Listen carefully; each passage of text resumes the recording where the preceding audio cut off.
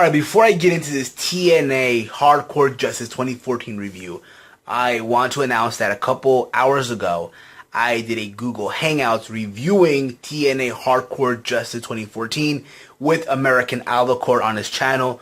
Link to the Hangout is down below in the description. Go check it out.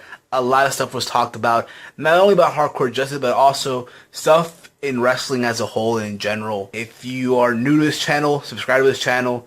Good person to talk to. I'll have a subscribe button on the screen. Click on it. It'll send you right to his channel. Subscribe to it, and you will not regret it. And let him know that Heel Steven sent you.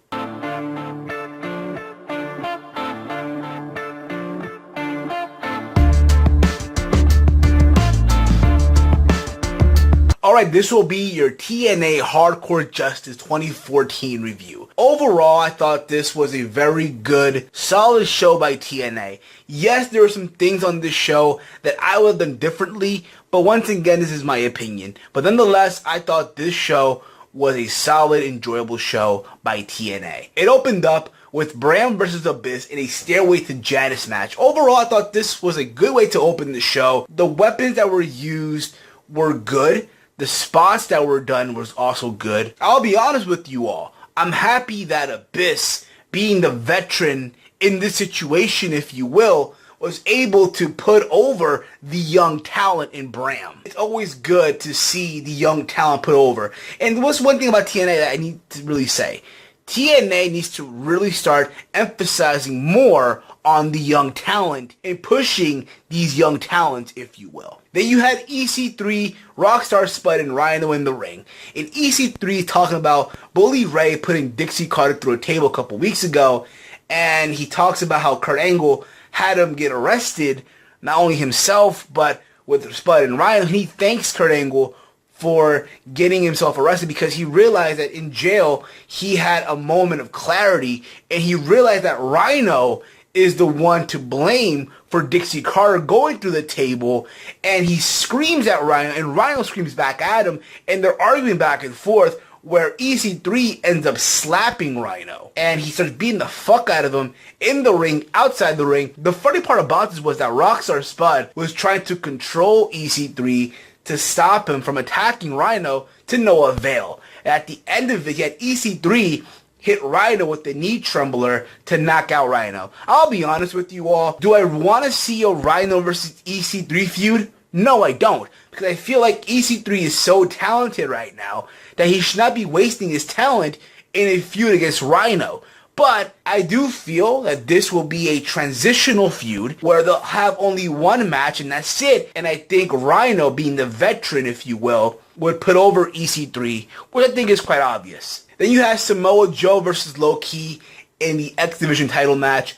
I thought this was a good match. It went back and forth. There's some good sequences. The crowd was hot for this. There's a couple of things that would have criticized in this match. Number one, because this is Hardcore Justice, make this a no disqualification hardcore match. And number two, early in the match, they played a video package talking about Samoa Joe and Low Ki in their history in the past of TNA. Because of that, they should have made this an even longer match. But nonetheless, I thought this was a good match. Samoa Joe went over, and I see them continuing on with this feud, potentially seeing a low-key heel turn. And then you had Samuel Shaw versus Mr. Anderson in the I Quit match. Before this match even happened, there was a backstage segment where obviously Gunner and Anderson arguing back and forth, and Samuel Shaw got involved, and then you saw this brawl between Anderson and Samuel Shaw. Here's what I think they should have done. After Samoa Joe and Low Ki, go to commercial break. And then, after the commercial break was over with, come back to a backstage segment with Anderson and Gunner and Samuel Shaw, where Anderson and Shaw argue and they brawl, and you see them working their way to the ring to start their match.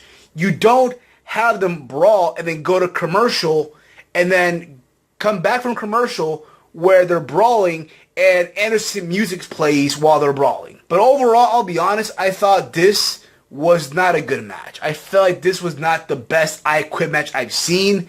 I felt like this was more of a singles match than anything. The fact that Samuel Shaw said I quit to a modified armbar to me is a big no-no, in my opinion. Where do I see this going? If anything, I think this feud would benefit more between Gunner and Anderson, not with Samuel Shaw. Maybe have Samuel Shaw do something else. Then you had the Hardys, Team 3D come out and they issue a challenge to the Wolves for the tag title. Because obviously both the Hardys and Team 3D want to be tag team champion. And the Wolves come out and they pretty much say, short and sweet, you know what? If you guys want to get a shot at these tag team titles, you can get it anytime, anywhere, it doesn't matter. Then later on in the show, Kurt Angle comes out and he says, you know what? They will all face off in a series of matches where the first team to win 2 matches will be the new tag team champions. The first match will be next week, and the winner of the first match, then they'll pick the stipulation for the next match. Honestly, I wish they'd done this tonight because it is a special show, a free per-view, Hardcore Justice once again. Then we had the Dixie Carter interview with Mike Tenay. Dixie Carter sitting in her bed. Mike Tenay's interviewing her while he is sitting in Dixie Carter's bed, which I thought was funny, but that's me, of course. And Dixie Carter talking about remembering being put through the table, having a broken back, and she says that right now she's going to recuperate, recover, and she'll not be coming back to TV. She'll be dealing with TNA businesses outside of the ring. But I get a feeling that she'll be back sooner than later. Do I want to see it? No. I feel like because of the table spot, she needs to be written off TV for a while. Maybe after Bound for Glory, even longer. But she did say also that Ethan Carter has got more aggressive. Obviously, Bully Ray will pay for what he's done. And that the Carters never forget. And then you had Gail Kim versus Angelina Love.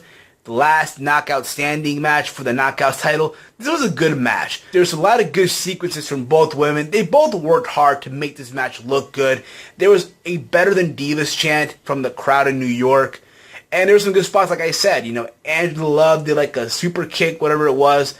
A running kick to Gail Kim on the entrance area where Gail Kim had the steel chair in her hand. And at the final spot where Gail Kim did like a modified Samoan drop from the top turnbuckle to the canvas, but the canvas had like a steel chair, so Angelina Love landed it back first on the chair. But overall, this was a good match as well. And then you had the main event, the 6-sided cage match to determine the number 1 contender for the TNA World title. You had Eric Young, Austin Aries, Bobby Roode, James Storm, Gunner, and Magnus. And this match, I'll be honest, it was an okay match. There's some good spots here, but the final thing was between Eric Young and Bobby Roode. Apparently, they both got out of the ring at the same time, and there was a confusion between the referees of seeing who won. What I wish happened here is you could have substituted Eric Young for Austin Aries and have them both argue, but I understand why they chose Eric Young. Because of the history between Eric Young and Bobby Roode, they both signed a TNA contract at the same time, so I understand that part, and that's fine. But what I wish they'd done here, instead of arguing with the referees of who won to end the show, have Angle come out on the balcony somewhere and say, next week there'll be a match to determine the number 1 contender between Eric Young and Bobby Roode to determine who won. That's how you should have ended it, not have them arguing with the referee to see who won, because it kind of came out corny at the end. But overall, I thought this episode of Hardcore Justice, the TNA Impact Special, was a good, decent show. That's all I'm going to say about this, guys. Let me know your thoughts down below in the comment section of this video. Your thoughts on Hardcore Justice as a whole. Also, subscribe to AmericanAlucard. Link to his channel down below in the description. And link to the Hangout that myself and Alucard did on his channel earlier today. Also down below in the description. Go check that out. If you're new to my channel, hit that subscribe button. And I'm out. Peace.